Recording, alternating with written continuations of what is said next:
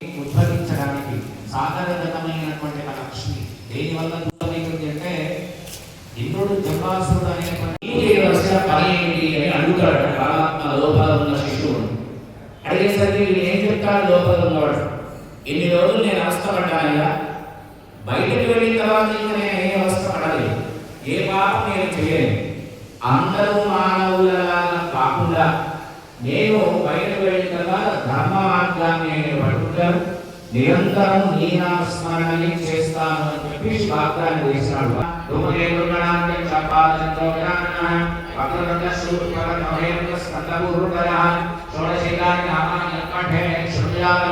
విద్యారంభే వివాహే సప్రవేశే నిగమే తథా సంగ్రామే సర్వకార్యేషు విఘ్నస్య నజాయతే సర్వవిఘ్నహరస్తస్మై గణాధిపతయే నమః సర్వమంగళమాంగళ్యే శివే సర్వాత్మసాధికే శరణ్యే త్ర్యంబకే గౌరీ నారాయణి నమోస్తుతే.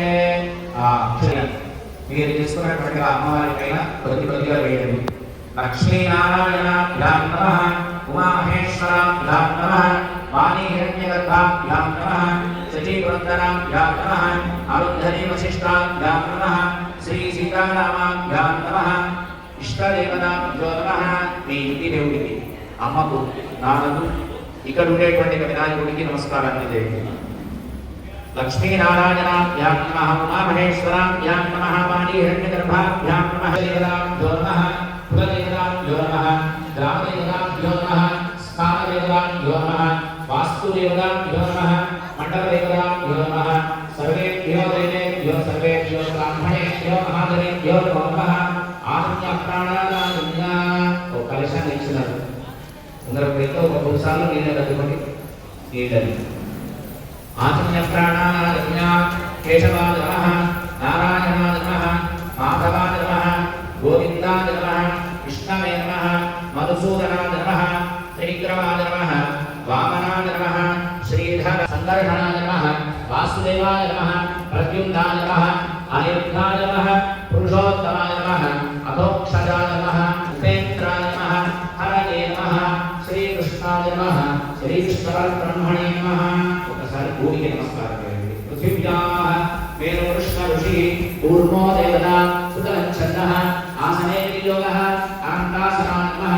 ప్రణస్య పరబ్రహ్మ ఋషి పరమాత్మా దేవతా దేవీ గాయత్రీ ఛందః ప్రాణాయామే యోగః బ్రహ్మపుత్రాహ్మణ హరిహర గురుచరణ సన్నిధౌ అద్భుతబ్రహ్మణః ద్వితీయపరార్థే శ్రీ శ్వేతవరాహకంతే వైవస్వన్మంతరే కలియుగే ప్రథమపాదే అస్మిన్ వర్తమాన వ్యావహారిక చాంద్రమానేన ప్రభవాది షష్ఠీ సంవత్సరాణాం మధ్యే శ్రీ విశ్వావసునామ సంవత్సరే దక్షిణాయనే వర్ష ఋతౌ భాద్రపదమాసే శుక్లపక్షే షష్ఠ్యాం శుభనిధౌ వాసరః వాసరస్తు అద్య వాసరః భృగువాసరే శుభవాసరే విశాఖా నక్షత్రే శుభయోగే శుభకరణ ఏవ కూడా విశేషేణ విశిష్టాయాం శుభవిధౌ.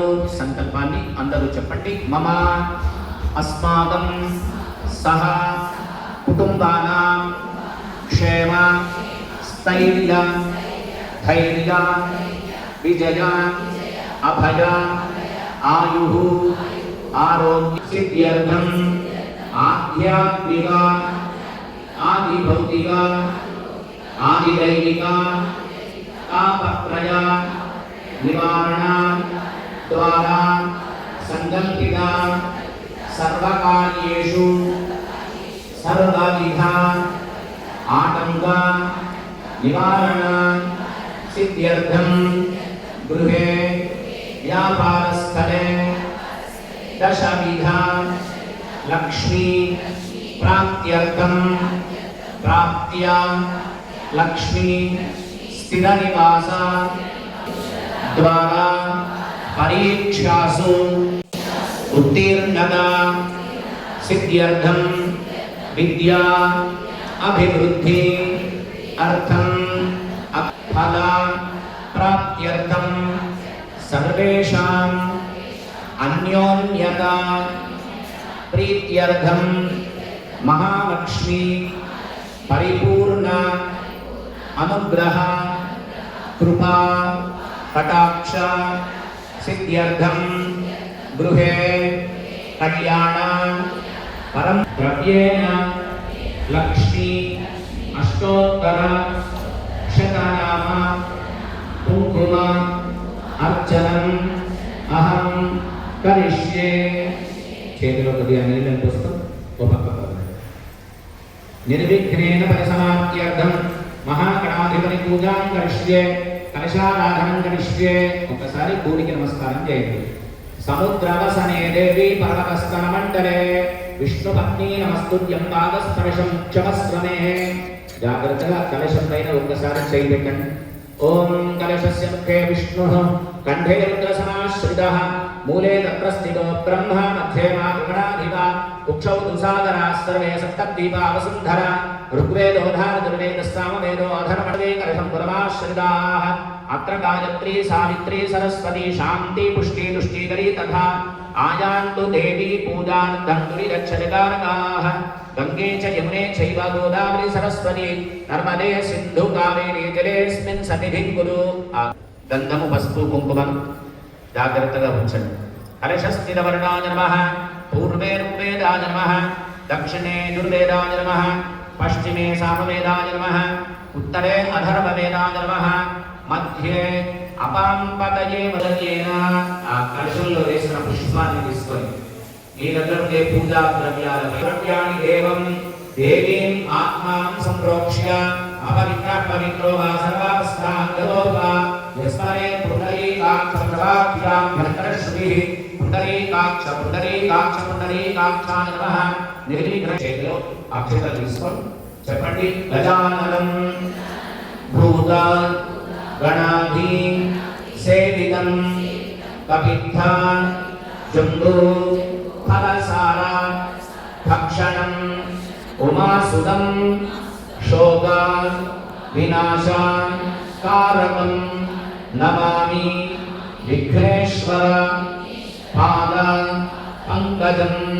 మనకి ఇచ్చినటువంటి భోగ చిన్నలు సాక్షాత్ వస్త్రాభరణ భూషితం ప్రశక్తి పత్ని పుత్ర దైవాసమేతం మహాగణపతి ఆవాహనాన్ని స్థాపయామి ధ్యానం సమర్పయామి.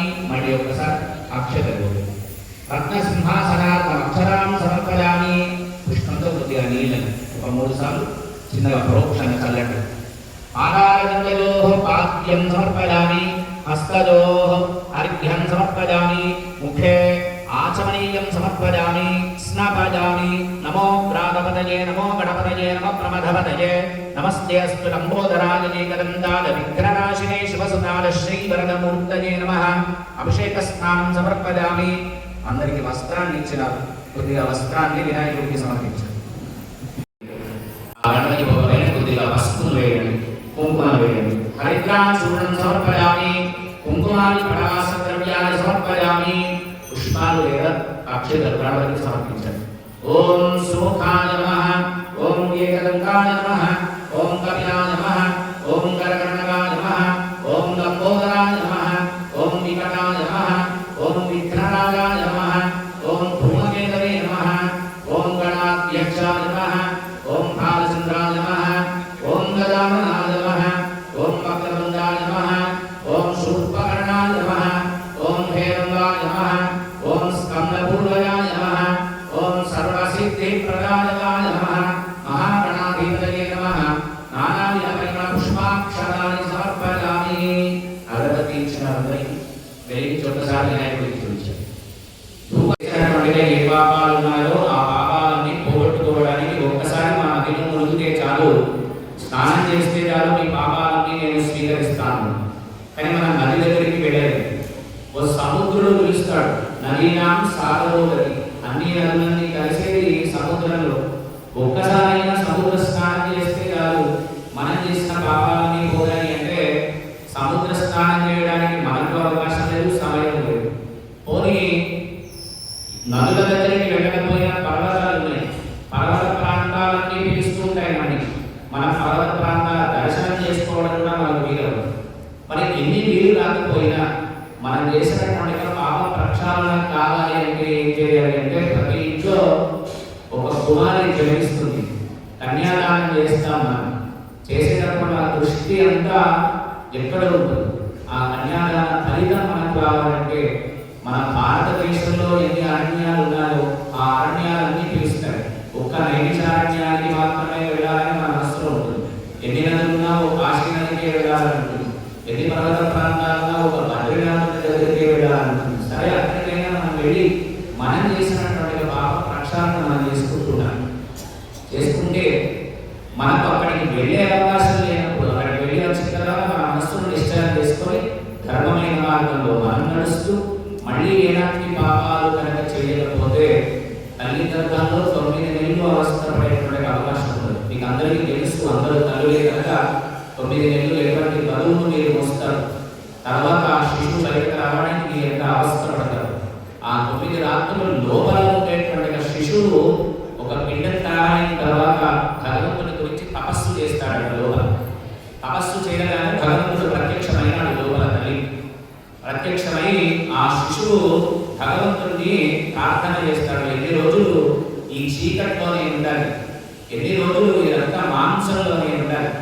ఎందుకంటే గర్భవతిగా ఉన్నటువంటి ఒక తల్లి వేడి వేడి పాలు తాగితే ఆ శిశువు తాగుతుంది. గర్భవతిగా ఉన్నటువంటి ఒక తల్లి సన్నటి పదార్థం తీసుకుంటే అది ఆ పిల్లవాడికి తాగుతుంది. ఎన్ని రోజులు నేను ఇంకా ఈ అవస్థ పడాలి స్వామి అని చెప్పి ప్రసన్నం చేసుకోవడానికి భగవంతుడి గురించి లోపల ఉండే శిశువు తపస్సు చేసినాడు.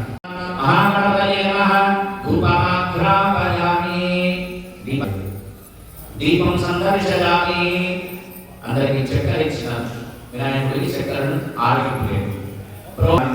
ఓం ప్రాణాత్మనే నమః, అపానాత్మనే నమః, వ్యానాత్మనే నమః, ఉదానాత్మనే నమః, సమానాత్మనే నమః, బ్రహ్మణే నమః. నైవేద్యం నివేదయామి. మధ్యే మధ్యే కలశంలో ఉండే పుష్పాన్ని తీసుకోండి. వినాయకుడికి నీళ్ళని చూసి కింద 5 సార్లు కొద్దిగా. మధ్యే మధ్యే అమృతపానీయం సమర్పయామి. పూర్వాపోషం సమర్పయామి, ఉత్తరాపోషం సమర్పయామి, హస్తౌ ప్రక్షాళయామి, ముఖ ప్రక్షాళనం సమర్పయామి. 2 చేతుల గంధాన్ని తీసుకొని గణపతికి చిలకరించండి. చందనేన కరో హారతి వినాయకుడికి చూడండి. నీరాజనం దర్శయామి. మంగళం గణనాథాయ మంగళం హరసూనవే మంగళం విఘ్నరాజాయ విగ్రహస్సు మంగళం. నీరాజనం దర్శయామి. కింద పెట్టు. ఆ హారతి చుట్టూ పుష్పంతో కొద్దిగా నీళ్ళను చుట్టూ తిప్పి నీళ్ళలో 2 చేతులతో పుష్పం, చేతిలో పుష్పం కానీ అక్షరాలు తీసుకోండి. ఏకదంతాయ విద్మహే వక్రతుండాయ ధీమహి తన్నో దత్తి ప్రచోదయాత్. మహాగణ